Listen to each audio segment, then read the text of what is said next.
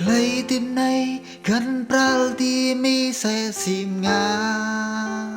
qua xem lét làm liều cro Clay tim này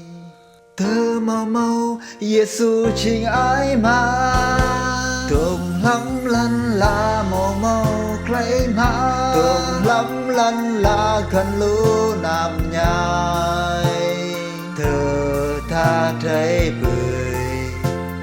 hong khoa yang Giêsu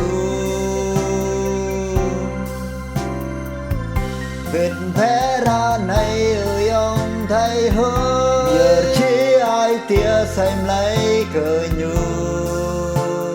chẳng cơ clay thêm này hớt mang na nào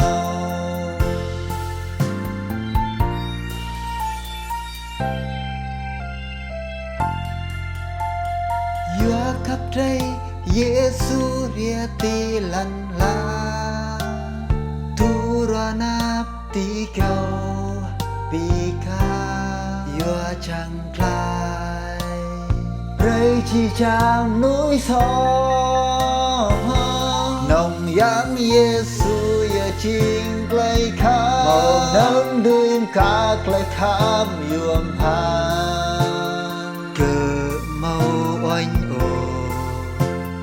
sắm xanh lấy cơ yoa nắng nuôi Việt bé ra này ở ông đây hơi giờ chỉ ai tia xanh lấy cơ nhu chẳng cơ clay thiếp này hớt mà na nào tìm lắm lăn là màu màu clay á tìm lắm lăn là cần lũ nằm nhai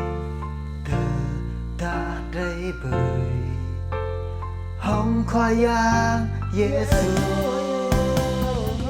Việt vẽ ra này ơi ông đây hơi nhiệt lấy tiếp đi